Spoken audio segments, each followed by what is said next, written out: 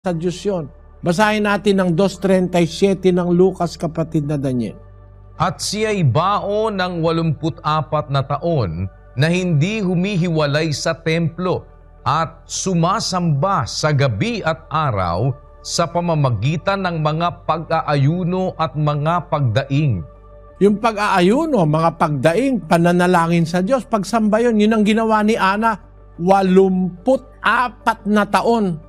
Pagkabaon niya, pagkamatay ng asawa niya, punta na siya sa templo. Siguro ayaw niya nang matukso sa ibang lalaki o kaya wala naman siyang anak. Ayaw niya nang magkaroon pa ng istorbo.